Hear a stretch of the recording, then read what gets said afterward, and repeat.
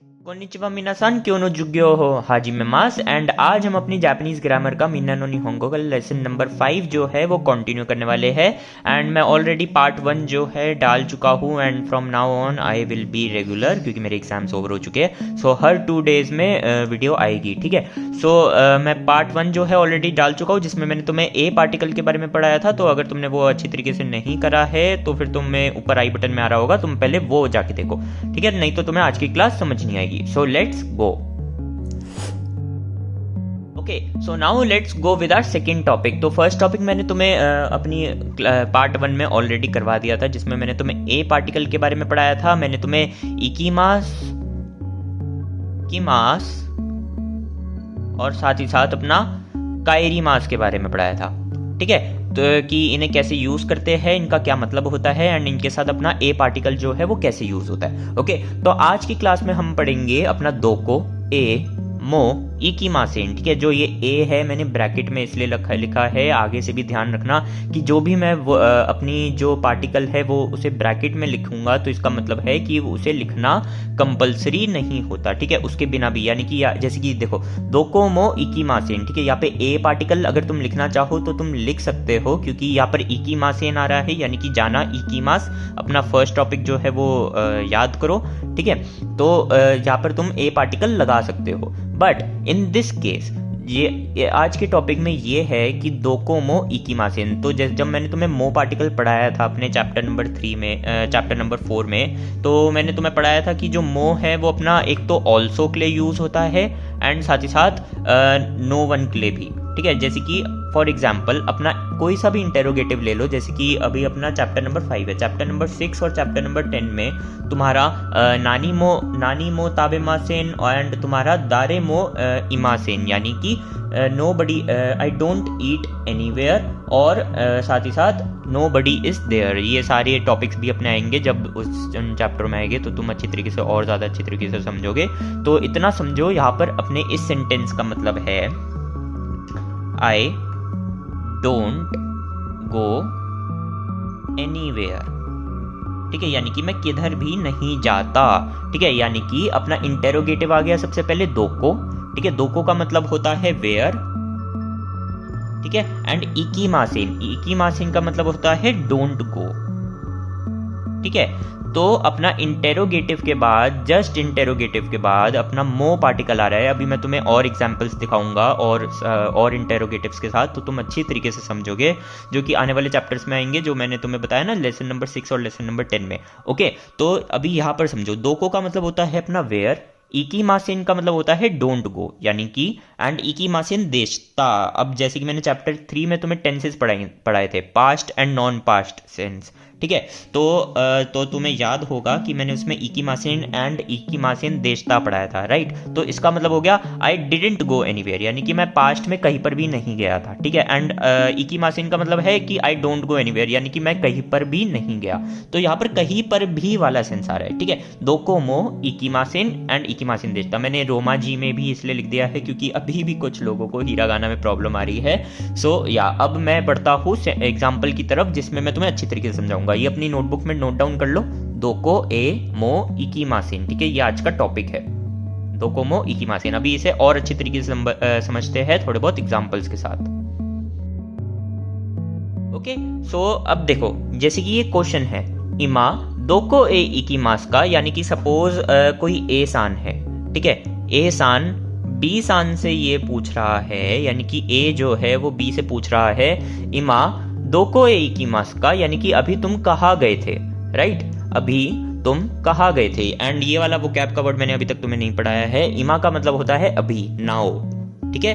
Now को हम कहते हैं इमा, ठीक है। तो ये अपनी नोटबुक में नोट डाउन कर लेना। सो या इमा दोको ए इकीमास का, यानी कि अभी तुम कहाँ गए थे, ठीक है। इमा दोको ए इकीमास का। तो आंसर हमारे दो आंसर हो सकते हैं। सपोज वो बैंक गया था, ठीक है। पहला आंसर तो ये हो गया कि सपोज वो बैंक गया था, तो फिर वो बोलेगा गिंको ए इकीमास्ता, यानी कि मैं बैंक गया था, ठीक है। बैंक गया था, यहाँ पे देखो पास्ट टेंस का, तुम्हें टेंस का ध्यान रखना है कि सेंटेंस में कि क्वेश्चन में क्या पूछा गया है एंड उसके अनुसार तुम्हें जो आंसर है उसमें अपनी टेंस का इस्तेमाल करना है, ठीक है।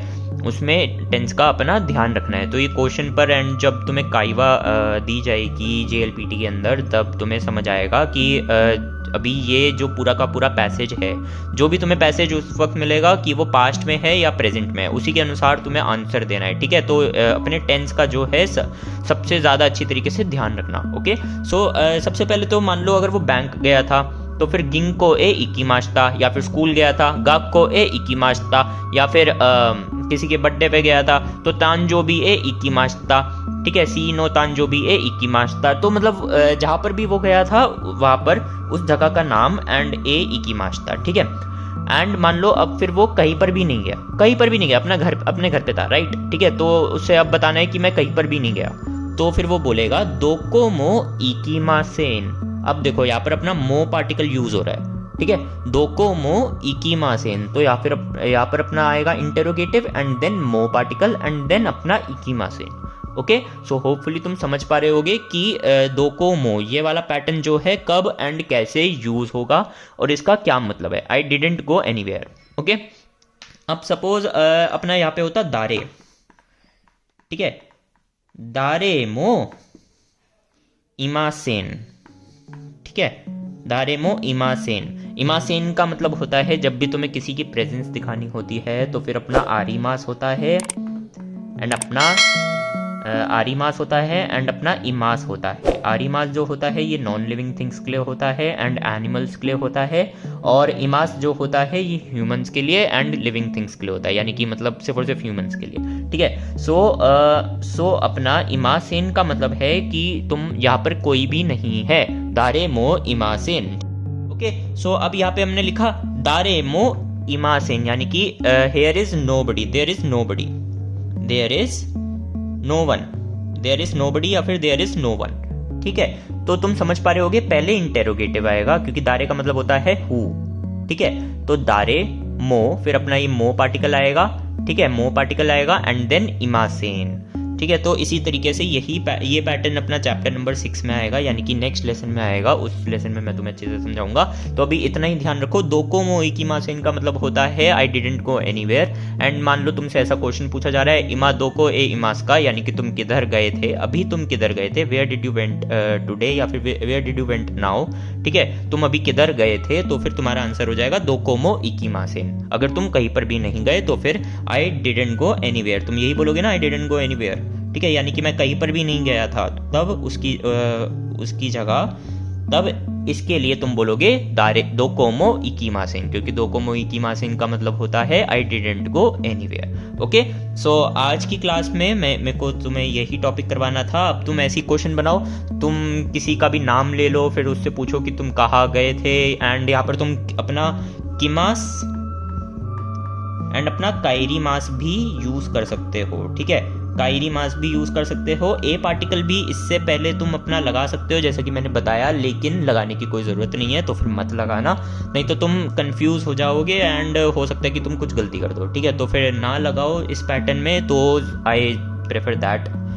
सो या होपफुली तुम्हें आज की क्लास समझ आ गई होगी। एंड इस वीडियो को तुम देख सकते हो, इसमें मैंने JLPT N5 की मोस्ट ऑफ दी वोकैबलरी जो है कवर कर रखी है। एंड इस वीडियो में मोस्ट ऑफ दी अपनी 40 कांजीज जो है, अपनी 80 to 90 कांजीज आती है JLPT N5 के अंदर, तो उसमें से मैंने इसमें 35 to 40 कांजीज जो है कवर कर रखी है। तो तुम ये भी देख सकते हो, और चैनल को सब्सक्राइब भी कर लेना अगर तुम्हें मेरी वीडियोस पसंद आ रही हो तो।